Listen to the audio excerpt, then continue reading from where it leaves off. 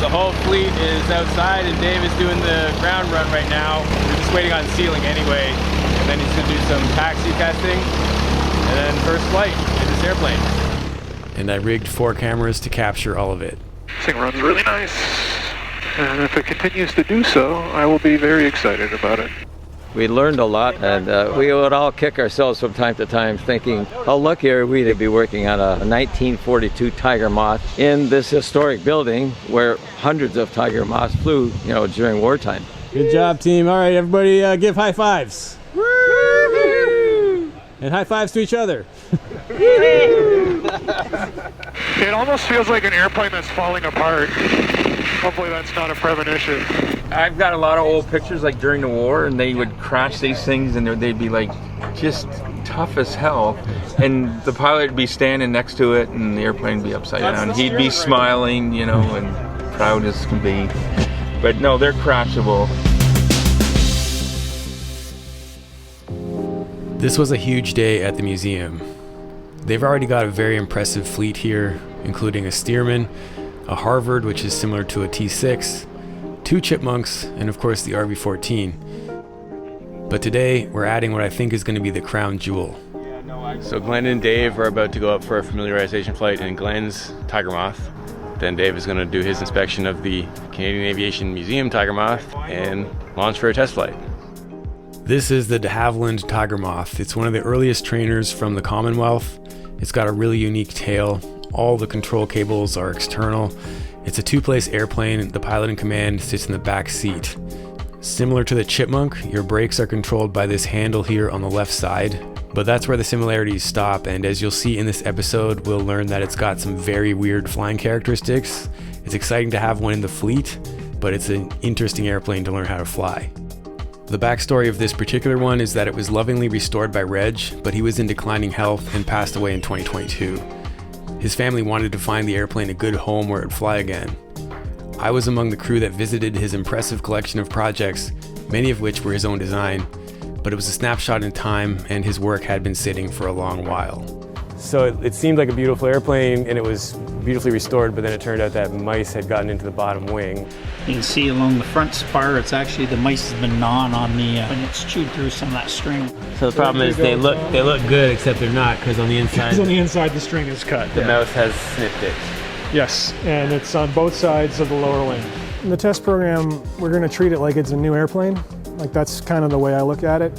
We've had all the wings off of it, and that's the big thing. It's a biplane, so the test program has to encompass the differences between a monowing and a biplane. Contact!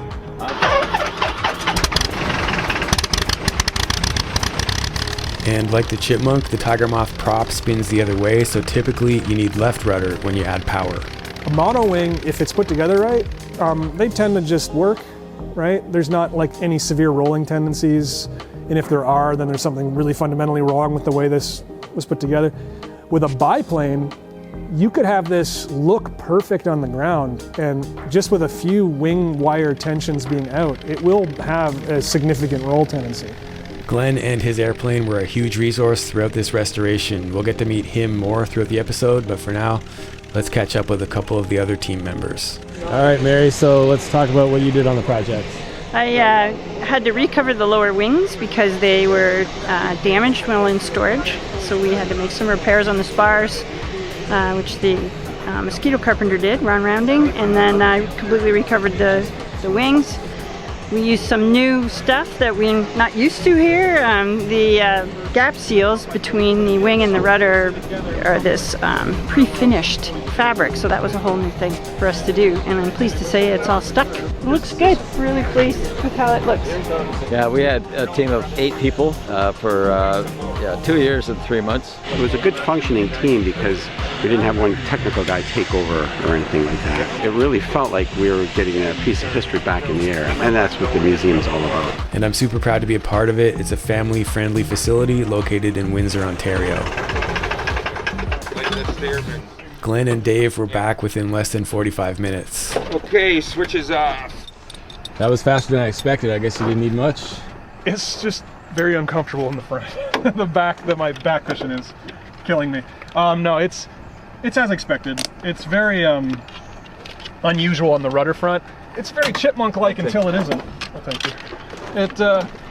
It handles like, the Chippy is a very rudder-heavy airplane, but you're almost always on the left all the time. Always left, always left. This thing just like needs both directions pretty much continually. Thanks for that, Glenn. Yeah, no problem. Interesting airplane. Everybody's here today. So now it was time to switch focus, finish the inspection on the Canadian Aviation Museum Tiger Moth, and pull it out for essentially its first flight after many, many years. Out she comes. Here we go. Boy, that's a lot of guys for a little airplane. So starting with the taxi test because we're waiting for a ceiling, but that's something you'd do anyway? Yeah, taxi and ground run, extended ground run. Yeah, we're waiting for ceiling. We're at 800 feet right now. Dave is the chief pilot for the museum, and he does all the post-maintenance flights as well as manages crew training. Clearance is good. Okay, well, the belt is kind of buried. Yeah, well, let me get in my seat first. I tried to film with one hand while helping him get the straps sorted with the other. Close. It's real close. This has to go... I'm cramped. I don't know if it's going to work out, the chute on. Because it's just, I think it's too much back. And on the first flight, I'm going to be low anyway. And not stressing the airframe, I don't think I'm going to wear the chute. Because the geometry doesn't feel right to me. Yeah, I'm not worried about folding it on the first flight either. Well, more importantly, at that altitude, you couldn't even use the chute anyway. Yeah, so no, that's okay. I would take my chances landing I'm going to lose the runway chute. or next to a runway versus bailing. Oh, definitely. Yeah, no, this is like if This is a crashable airplane. This is if the wing folds. Yeah. Like, you would have to have a structural failure. Yeah, I You've guess got there's a lot a very strong wing above you. You've got a lot of distance between your head and where the tail is going to land. Okay, well, we tried. Yeah, it's okay. It's a simple airplane. It's an engine that I've got a tremendous amount of experience working with. It's a Gypsy Major. We've got two of them. I know already all the nightmare problems with these engines. So there's not a lot of like nebulous stuff up here. It's just as a package, is it all still operating? And I think the engine will stay running. It's probably has a couple hours on it, on the ground, at least. The engine is the least of my concerns from a failure perspective because of how easy it's going to be to glide in. It's really the rigging, and it's like we matched yours, so it can't be that far out. It had more authority in the Famil flight than I expected anyway, so I think if it has a roll tendency, I should be able to overcome it enough to land safely. So Glenn is obviously a huge wealth of knowledge specific to the Tiger Moth. Primed? I'm going to pull it through. Okay. Brakes are set, switches on. But he's just an overall really cool aviator with tons of experience and mechanical aptitude. He built an RV-14 during the same time window that my team and I were building the Flight Chops airplane, but he did it almost entirely by himself. That should be good. Okay, I'm trying the right-hand start first. Clear prop. Clear. Contact.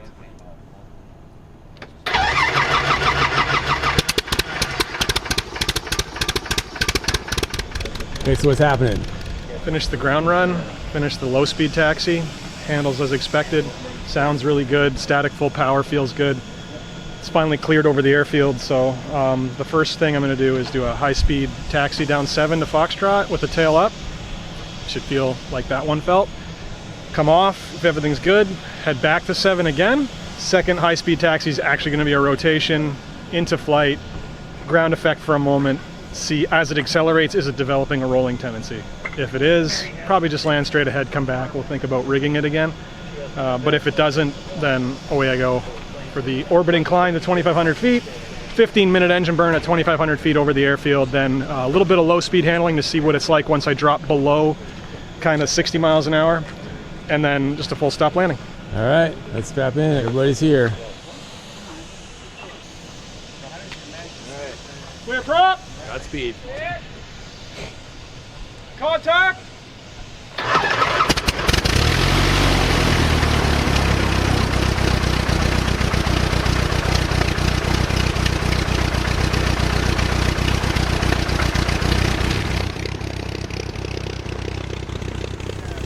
When's the ground? Tiger Moth, Foxtrot, Charlie, India, Hotel. Foxtrot, Charlie, India, Hotel. When's the ground? When's the ground? Foxtrot, Charlie, India, Hotel is on that first flight as briefed. High-speed taxi down 7 to start. We'd like to do a run-up on 30 short of 7. Charlie India Hotel ground, runway 07, wind 06, you're at 4, altimeter 3009er. For now, taxi Golf to apron 1. Golf to apron 1, and we'll wait for further instructions. Charlie India Hotel. The really nice thing about this, compared to like my previous testing experience and even other warbirds, is like everything is outside the airplane.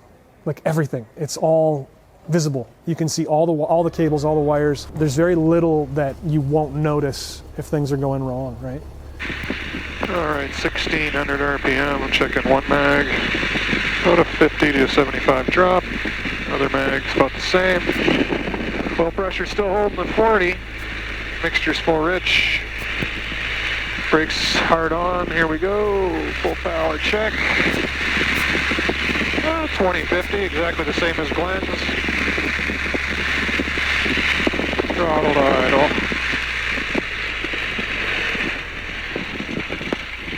Real smooth idle. Holding at about 800 RPM.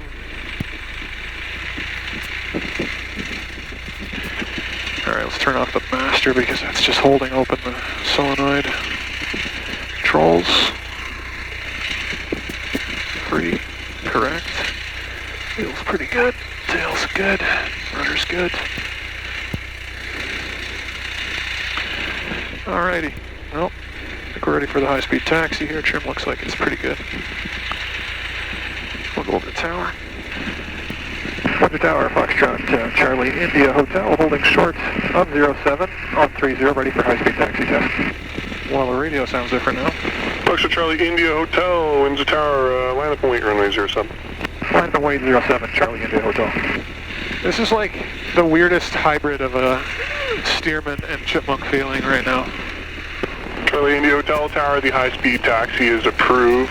Exit Foxtrot. You can contact me on ground 12.7 on Foxtrot. Charlie, India Hotel. I was with the crew gathered to watch from the ramp, and Glenn was manning a handheld radio. So say what you said again. You think it's a 50-50 chance he's going to say it's No, I'm just saying that it's going to be out of rigging. It's hard to get it right. We'll need some tweaking. My bet is left wing low. Okay, here we go. Power's coming in slow and steady. And now full. Behavior is normal so far. When you get the tail up, does it feel like it's one wing heavy? And then if it is, what is causing it? No, it's pretty straight. Oh, she's flying a little. On the high-speed taxi test, brought the tail up, didn't feel any rolling tendency. Started to slow down, and I guess I relaxed my forward pressure a little too much, so she flew. She flew a little bit there.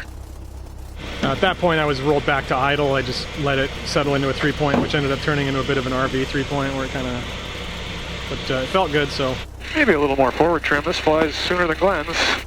Didn't feel any rolling tendency. Counts as a flight, I guess. We've got Glenn's vast sea of experience, so he's done a bunch of... Essentially, we got a tension gauge, tensionometer, and we matched all these wires up to what his were, and his doesn't really have a rolling tendency, or if it does, it's very minor. And we're hoping if our wings are built the same way and the tensions are all the same, because there's no book spec on what is correct. So without a book spec, like what do you go on? So we have a working Tiger Moth to go off of, and if you tighten just one thread on one of these wires, like it will change the shape of the two wings. It will pull and twist the two sets of wings, and you essentially are going to introduce some kind of change in the way the airplane flies. I am lighter, so I mean that's not super surprising that it wanted to fly. Ended up in a nice 3-point attitude landing there. Thought I had it pinned pretty good, but there were kind of two options there. One was to continue flying, which wasn't particularly desirable, and I definitely didn't want to pin it back to the ground because I feel like that would have really upset the airframe in its current state. So I was really just holding it off for the 3-point landing, which is a slight bit bouncy, but felt fairly safe. I didn't really feel like the airplane was rolling in any particular direction there. Actually, cognizantly, I saw some slight roll, and then I was checking my hand, and it was like, yeah, okay, I was introducing a slight bit of right roll to it, and as I moved my hand towards the center of the cockpit again, it was very much flying straight. So I don't think the roll tendency, if any, is going to be significant enough that I need to worry about it, but I definitely don't want to climb a wave with any kind of great angle here. I want to really see, once I'm airborne, I really want to see that it's going to feel correct. I did introduce a little bit more nose down trim because I feel like maybe the position that Glenn kind of set initially wasn't quite exactly where I wanted to be. I thought it'd be a little more cumbersome on the ground. It's not bad. I mean, mind you, it's a dead calm day, but I don't really feel like it's that weird in terms of its tilt. I know I've heard a lot about these things being kind of topsy-turvy, and it's not that bad so far. Ocean Charlie India Hotel, winds tower, the right-hand orbit up to 2,500 feet is approved. Wind 040 at 4, clear takeoff, runway 07. Clear takeoff 07, right-hand orbit at 2,500, Charlie India Hotel. Okay, there's a resonance on frequency on 24/7 that doesn't exist on 21/7, which is interesting. Okay, one more check of the control continuity. Brakes we want all the way off. Brakes down. Here we go.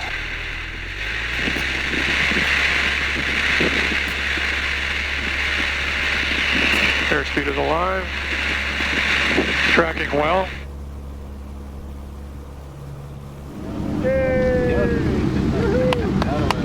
We learned so much, and we're so grateful to have been a part of this thing. And big kudos to Michael Beneteau from Centerline, who bought the machines for us. He bought not only the Moth, but also a Cornell, and we're going to move right into the Cornell next. And hopefully in a year or two, we'll be standing here celebrating the first flight of that one.